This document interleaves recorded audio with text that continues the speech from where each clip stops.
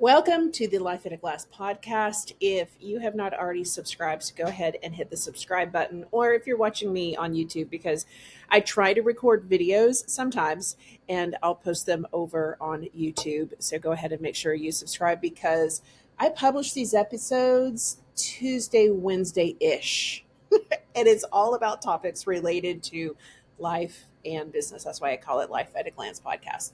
So today I'm going to open up with the theme of keep trying. So several weeks ago, I go to Columbia, which is about 2 hours away from where I live, and I get my hair done. And the reason why I do that is Kim, my hairdresser, it is the thing. I have gone to Kim more years than I will admit here, but it's quiet in the car. It's kind of my time. And Kim is kind of my therapist. She's done my hair from no babies to four babies to moving, all of the things. Kim has been a constant. And so I have a thing. I go down, I get my hair cut, I get myself a smoothie, I go to Trader Joe's because it's easier to go to Trader Joe's there than it is where I live because it's so congested. And then I get gas and I'm back on my way home. And I love that routine. And it's once a month. So Bessie, our Ford Excursion, she is a 2001 Ford Excursion and she's got 376,000 miles on her.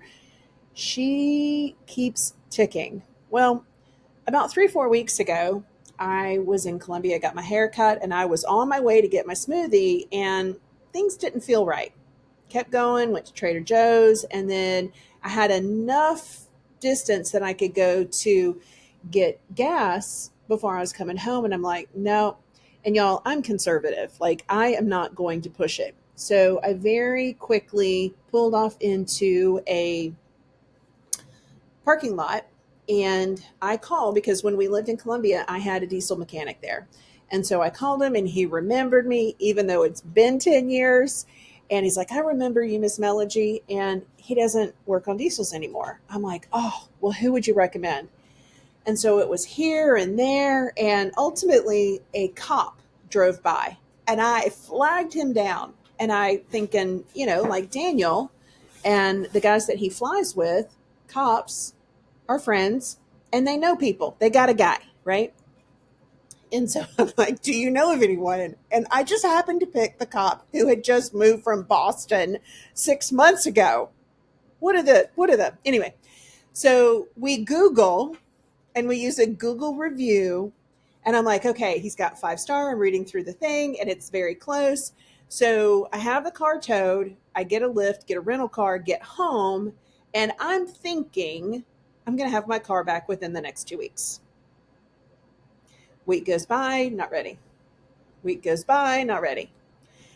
And finally, come to find out, it's another month and I go see Kim. And I've had conversations with the mechanic throughout the time that it's been at the shop.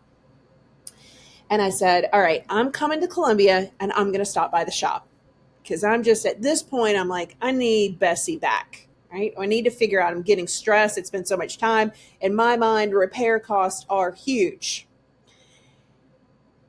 Get my hair done and I go to the mechanic shop. And what I realize is that this mechanic specializes in big rig diesel trucks. Now, Bessie is big, but she is not a big rig. And I'm like, oh, so he hasn't been at the shop all the time. He actually goes out to service big rigs. All of this now is making sense. Over the weekend, prior to going to the shop, I said to myself, I'm just going to have her towed back. I had already made that decision and I was starting to kind of figure out how I was going to make that happen. And so when I realized that, I said, hey, tomorrow I'm going to be here and we're going to tow her back. And because I'd already talked to my mechanic here, my diesel mechanic that I have. There's like these people that you need to have in your life. You need a plumber, you need an electrician, and you need a good car mechanic. Am I right? And so I talked with Les. He's like, yeah, bring her by. I'll take care of it. We're going to start from scratch and work our way and solve the problem. And so then starts the maze of trying to tow her home. First step, car rental. Well, you can't tow with a car rental's truck. Okay. Then let me call my insurance and see how much that's going to cost. Over $600, no go. Okay. Well, now let me get U-Haul, and I have to get a truck big enough. So I'm in now a panel truck, and I have an 18-foot trailer, and I can tow her back. Well, Daniel took the day off. We were going yesterday, and the ball was too small for a trailer. They wouldn't allow us to do that. And then the car trailer that they have, they wouldn't let us use it either because the car is so large. I mean, an Excursion is one of like the biggest vehicles ever, right? They don't even make them anymore. So then it was like, okay, now let me go to a car service, right? That will tow. And I had looked into it, but it's a trust issue. Like at this point, I'm like, who do I trust based on reviews, right? So I'm feeling pretty deflated, and we come home. It's raining, it's cold. The guys are here working on the little house. And I walk in and I'm telling Zach, and Zach said, I got a guy. I was like, what? He's like, I got a guy. Just depends on if he can do it. Okay. So he sent me the contact information. And it, just as a side note, like Zach's Rolodex, he has all of the guys. You need to know that guy, right? So I called him, called Will, and I think I woke him up, to be honest with you. And I'm feeling good because it was a referral, because it was Zach, but I'm still like, Yesterday we sealed the deal, and it's going to cost $275 for Will this afternoon to go down to pick up Bessie, bring her. Les is waiting on her, and she will be fixed, and she will be here at home. I am not, so we don't have new cars. We've only probably had maybe one new car in our whole 30 going on 2 years of marriage. We have always used cash, and we've always purchased our car. And for the most part, we've done very, very well. Subi, which is our Subaru, has almost 300,000 miles. Bessie has almost 400,000 miles. And I can't even remember. It's been 12, 14 years that we've had her. And I paid $14,000 for her. And she will always be a part of our family. But the point here of the story as we transition into today's episode really is to keep trying. I mean, obviously, it's my car, and I'm going to get her home, right? And it just felt like friction, friction, and overcoming a hurdle, overcoming a hurdle. But I will say, when a friction point happens, you are at a point where you need to make a decision. And it's almost like you make the decision, one door closes, one door opens. You have a friction, you need to make a decision. Then you make that decision, one door closes, one door opens. And so I share this with you because I want to share something that feels relatable. And then I kind of want to transition here into your business, and really 3 points that I want to share. One, success comes from iteration, not perfection. Obviously, the story that I just shared with you was not perfection, but the end result was.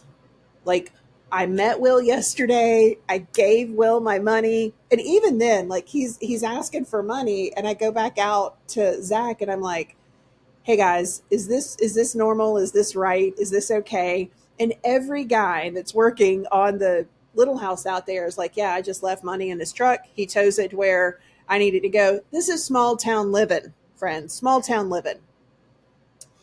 And I was so excited to see his truck yesterday. It's a really nice truck. He's followed up with the mechanic. He gave me kind of the timeline of how things are going to happen today. And we gave him the cash. And I mean, I feel 100% okay. So tonight, my truck is going to be here locally, and I know Les, need a mechanic, is going to get prepared. It's going to get repaired. So iteration. There were several, from rental to U-Haul to now car service, and then a local car service, right? Success comes from iteration, not perfection. Consistency is more powerful than motivation. Motivation is going to wean.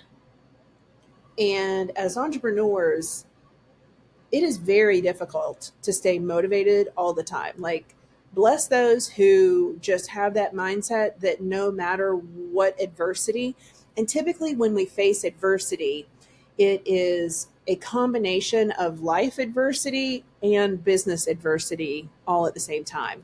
So I could say, I'm waiting on the insurance company. Jack needs me to go to the bank. Andrew had to get his car fixed. My ads were going this week, and I'm trying to figure out how to get the car home. Like, that's a whole bunch of layered adversity, right? And to stay motivated, oh, today's going to be a great day. Come on now. But consistency is really the key. And how do we stay consistent? We keep things simple. And simple is, and if you're watching, you can see right behind me, it literally is the priority framework. It is the download of all of the things that are going around in your head. And I certainly have shared a lot of those things with you today.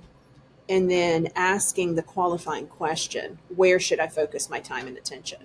So this week, if I'm working 3 days a week, but in reality, I'm only working one, then what am I going to focus my time and attention to get the biggest bang for my time, right?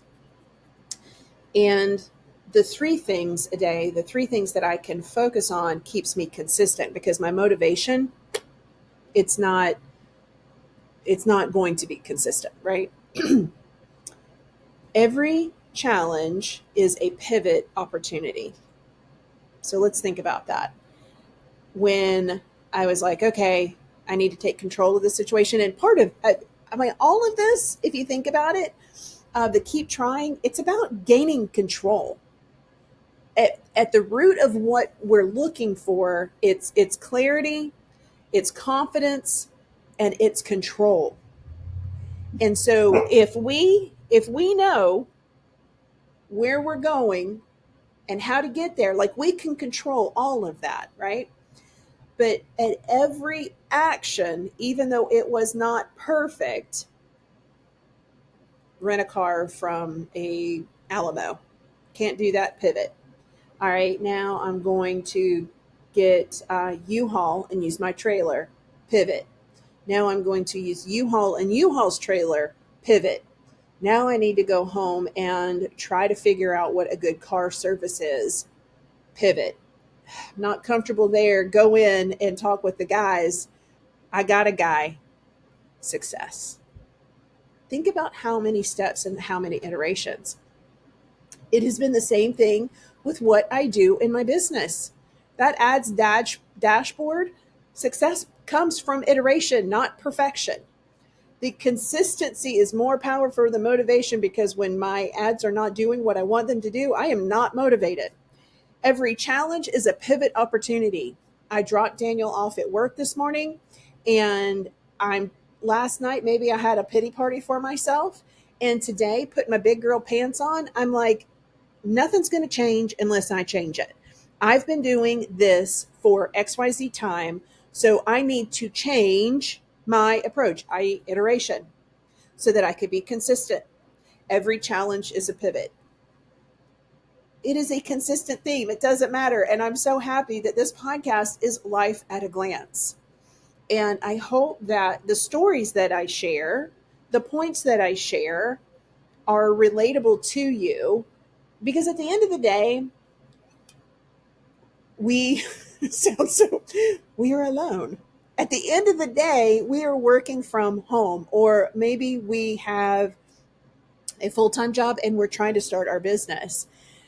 I found that when I was working full time, when I was taken to the kids, especially like soccer, when we started homeschooling, um, it felt very alone.